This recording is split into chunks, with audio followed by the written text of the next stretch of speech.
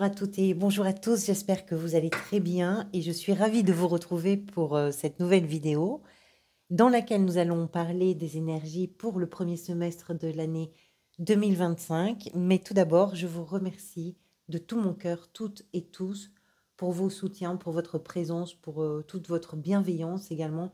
Et puis, voilà, votre intérêt. Merci de tout mon cœur et merci également de garder toute votre lucidité et le recul toujours nécessaire à l'écoute de mes vidéos, de comprendre, de faire cet effort de comprendre que je ne suis pas forcément dans des choses prédictives, que je ne m'adresse à personne en particulier, mais que je profite du support magnifique que sont les cartes de tarot et de l'inspiration qu'elles peuvent m'amener pour ouvrir peut-être des réflexions chez vous, des questionnements, pour vous aider à voir les choses d'une façon qui peut-être vous aider dans ce que vous traversez comme situation.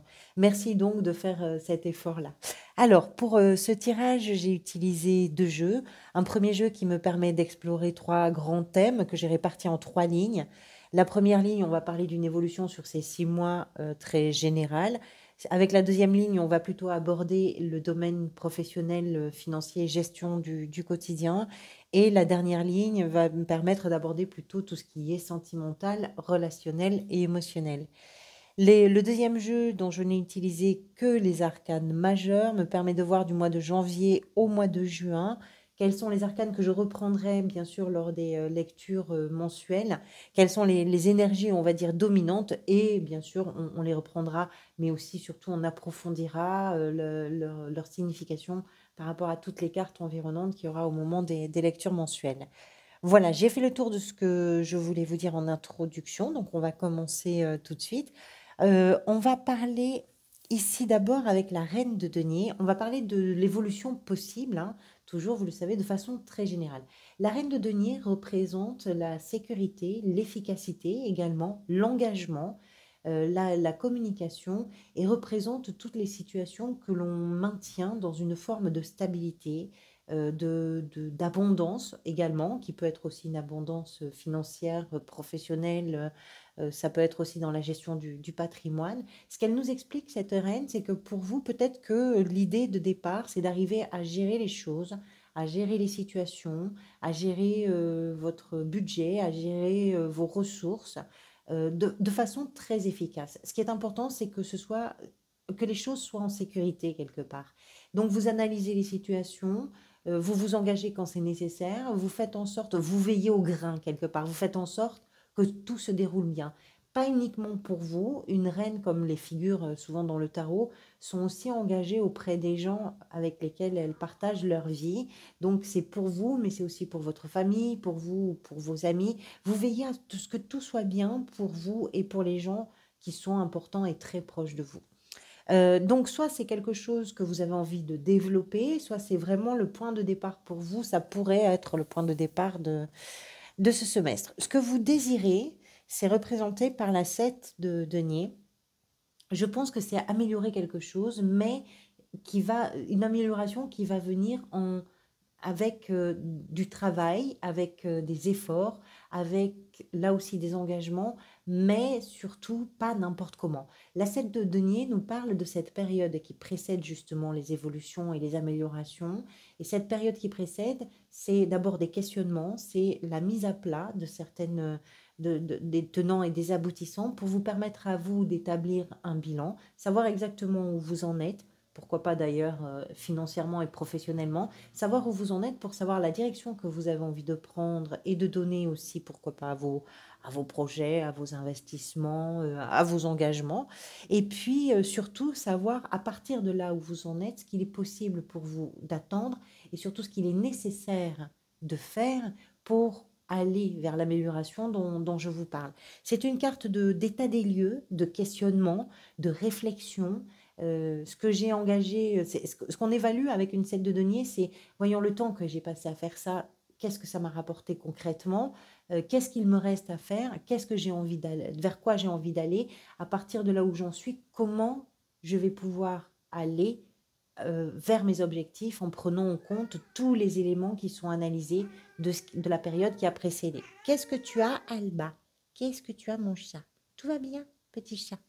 Voilà, donc c'est vraiment ce qui va venir vous aider, c'est peut-être ce questionnement, parce qu'il va être, pour vous en tout cas, efficace, il va être important, ça va vous permettre d'établir un peu, peut-être des stratégies, pourquoi pas, et puis savoir comment vous avancez. Ce qui va peut-être venir vous aider, c'est représenté par l'étoile. C'est de croire en quelque chose, de croire en quelque chose qui ramène un peu de lumière là où c'est un peu sombre, on va dire. Alors, bien sûr, l'intensité dépend de ce dont il est question pour vous et de ce que vous vivez. Souvent, on dit avec l'étoile qu'on a le sentiment qu'on est guidé, qu'il y a la direction qui est toute tracée, qu'il suffit de suivre les signes pour arriver à trouver son chemin puisqu'on suit sa bonne étoile. L'étoile, c'est le sentiment d'être protégé.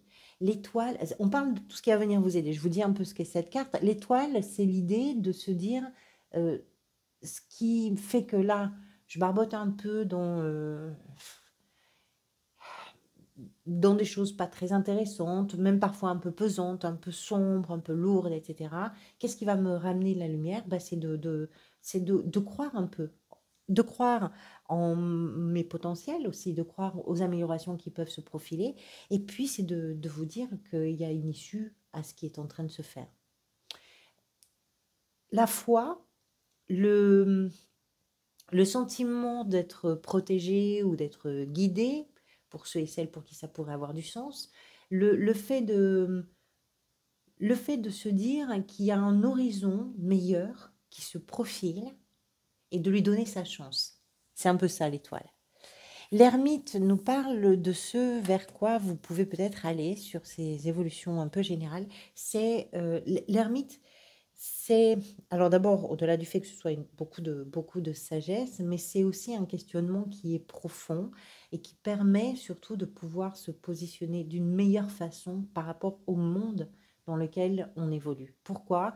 Ben parce qu'on se donne le droit de comprendre de comprendre des choses assez profondes sur soi, sur l'être humain en général. On parle avec l'ermite de questions qui sont à la fois fondamentales, mais souvent aussi existentielles, d'aller au fond des choses. Et puis, une fois qu'on a compris ces choses-là, alors on peut agir autrement. Alors on peut aborder des questions, des relations, des situations d'une façon différente parce qu'on comprend les choses.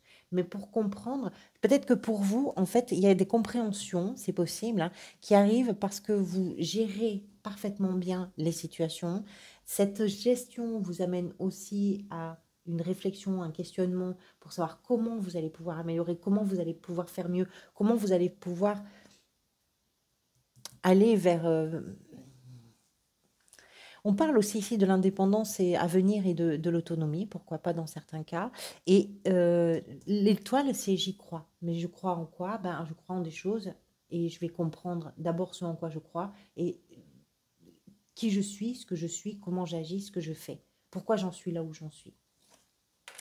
Donc beaucoup d'introspection, beaucoup de sagesse sur la fin de ce semestre. Dans la sphère professionnelle, on commence par la 9 de coupe. Alors, elle peut représenter soit le point de départ, soit l'objectif que vous vous donnez. La 9 de coupe, c'est la grande satisfaction parce qu'on est en train de vivre justement ce qu'on a envie de vivre.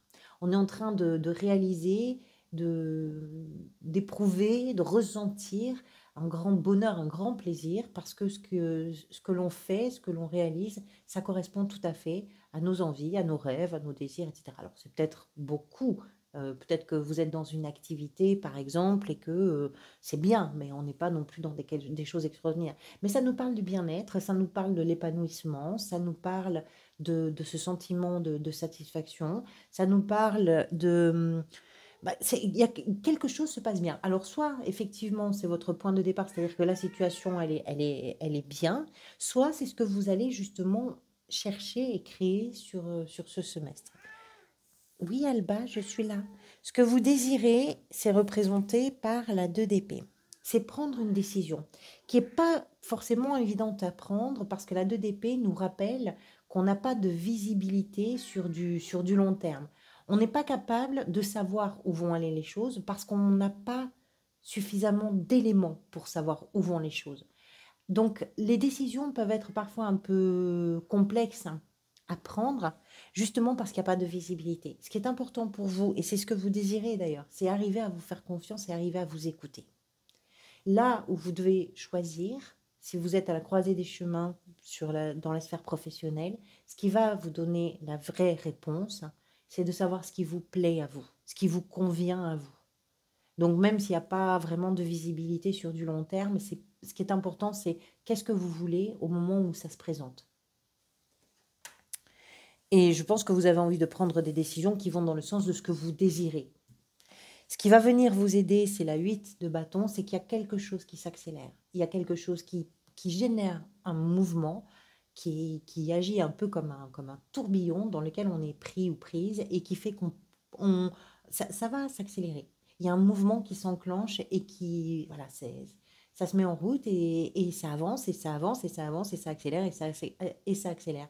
Et donc, ce qui va venir vous aider, c'est ça, c'est de suivre ce mouvement qui accélère, qui s'accélère. C'est de suivre ce tourbillon. C'est que la communication va aller beaucoup plus vite, que ça va être beaucoup plus fluide, que les choses vont aller beaucoup plus vite. Donc, tout ça, c'est une énergie qui va venir peut-être vous aider durant ce semestre. Alors là, on parle évidemment d'une évolution sur une période de 6 mois. Donc, dites-vous que les choses peuvent prendre du temps, même si à un moment ou à un autre, elles s'accélèrent.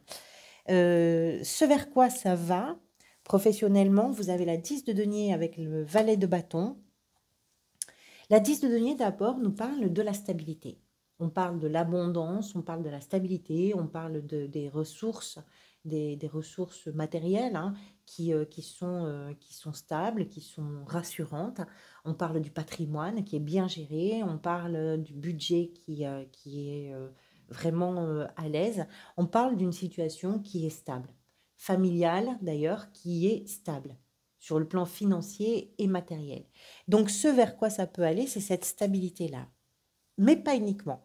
Cette stabilité, elle permet aussi, peut-être, dans certains cas avec le valet de bâton, de pouvoir projeter quelque chose de nouveau. Ce vers quoi ça va, ce premier semestre, c'est l'ouverture, la mise en place, peut-être d'un nouveau projet, peut-être d'une nouvelle perspective, peut-être d'un nouveau désir, tout simplement, avec l'idée de cette mise en place de tous les éléments pour permettre justement de rentrer dans l'aventure. Il y a un goût d'aventure avec les bâtons, toujours, parce qu'il y a quelque chose d'assez exaltant, d'assez enthousiasmant. C'est un peu jubilatoire. Donc, ça peut être dans le cadre d'une activité que vous faites, ça peut être justement d'ouvrir votre activité sur quelque chose de nouveau, ça peut être un nouveau projet, ça peut être, je pense que ce premier semestre, c'est l'occasion de la mise en place des éléments et tout ça dans le but de stabiliser, voilà, d'aller vers cette abondance représentée par la 10 de denier. Si vous êtes sur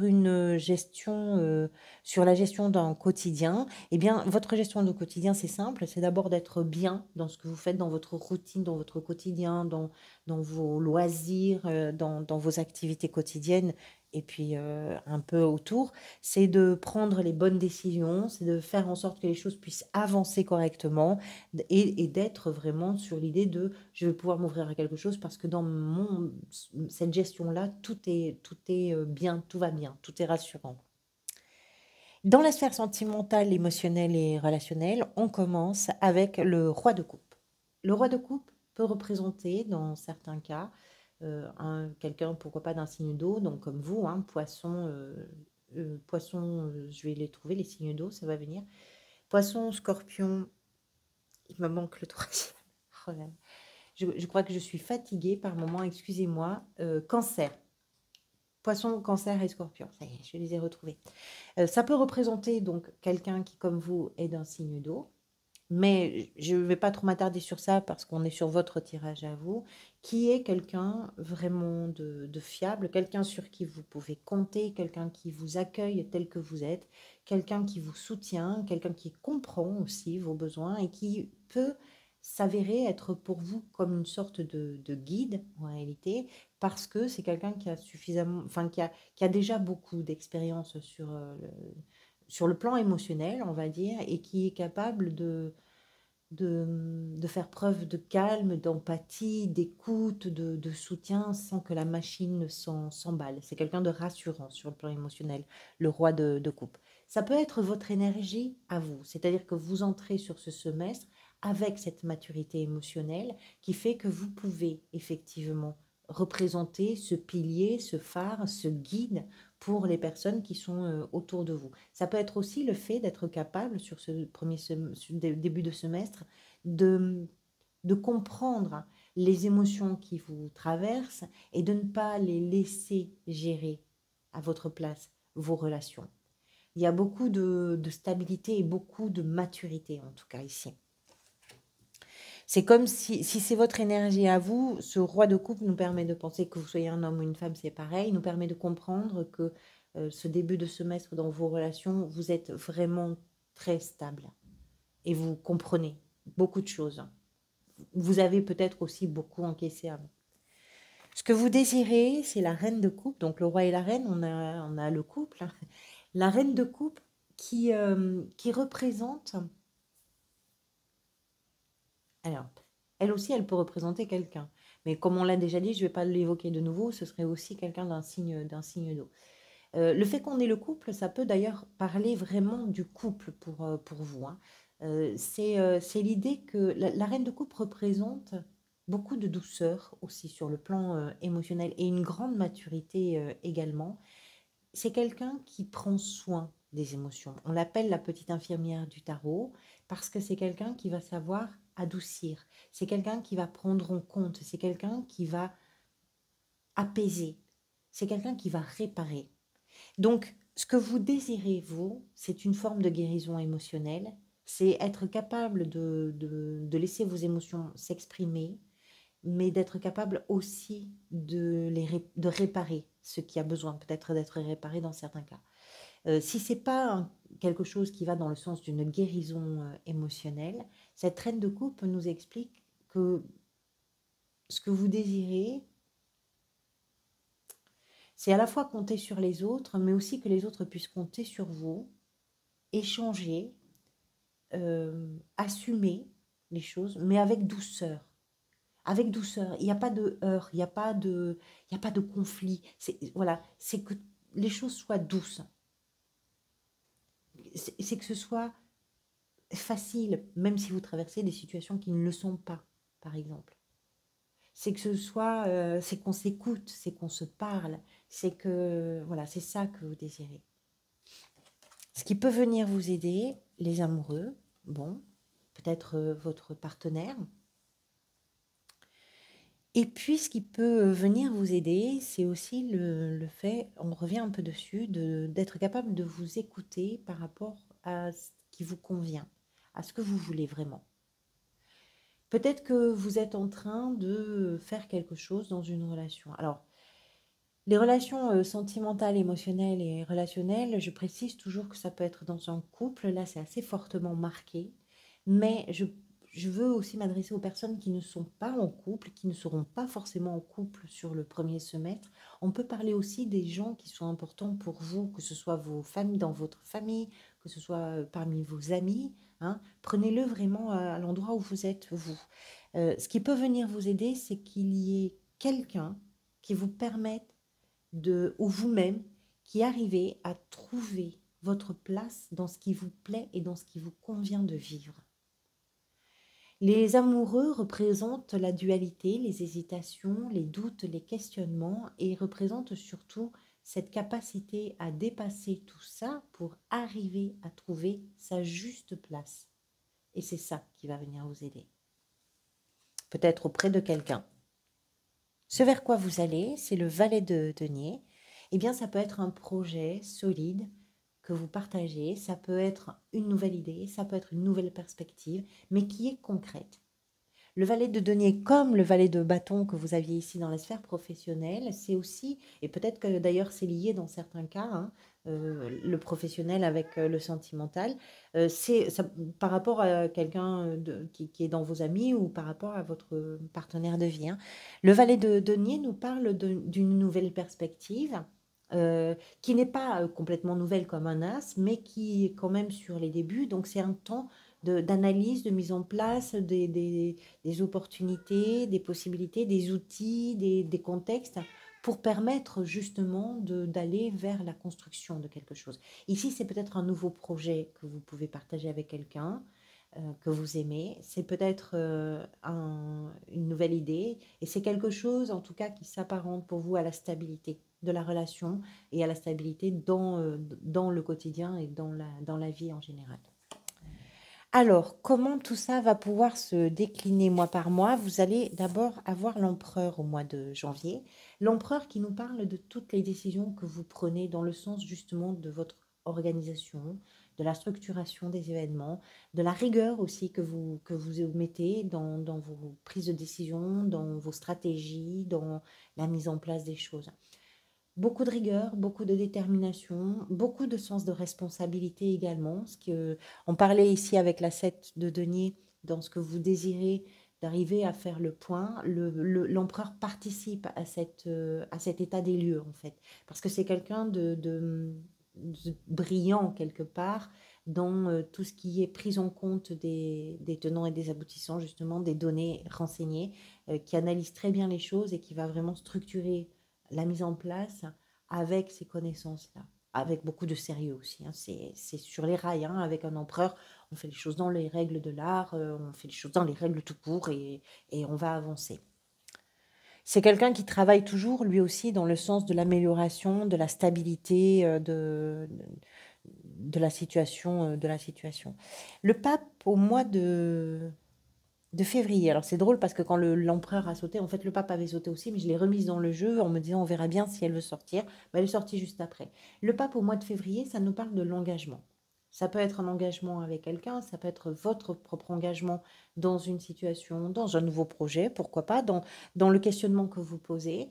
Ça nous parle du contexte aussi autour de cet engagement qui peut être, par exemple, familial, qui peut être traditionnel, qui peut être dans le cadre d'un mariage, d'un pax, d'une union qui s'officialiserait, pourquoi pas.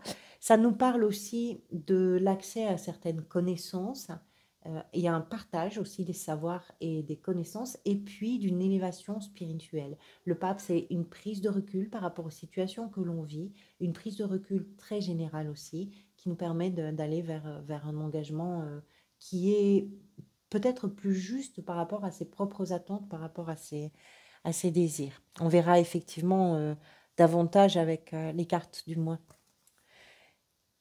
L'étoile, au mois de mars. L'étoile, vous l'aviez déjà ici, hein, on la retrouve donc ici au mois de... Alba, s'il te plaît, arrête de miauler. Quand même, je t'entends, tout va bien. L'étoile au mois de mars, ça nous parle de ce en quoi vous croyez.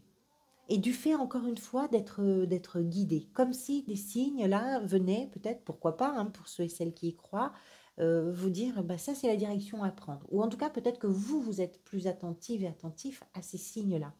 L'étoile, c'est l'éclaircie, c'est ce qui vous montre un peu le chemin, c'est le fait de se dire, ah mais ça y est, je commence à voir où je vais, et là où je vais, c'est quand même mieux pour moi ou beaucoup mieux pour moi. Donc, on verra en mars. Avril. Avril, le jugement. Là, vous avez entre l'étoile, le jugement, la tour qui vient après au mois de mai, c'est assez impressionnant. Pourquoi? Le jugement, après le fait de se dire, j'y crois et je vois un peu les choses s'éclaircir, se clarifier. Le jugement, c'est vous vous donnez peut-être la chance de vivre quelque chose qui vous amène comme si c'était un nouveau souffle quelque part. C'est une renaissance. Donc, il peut y avoir vers le mois d'avril euh, quelque chose qui se produit ou que vous mettez vous en place et qui va vous permettre de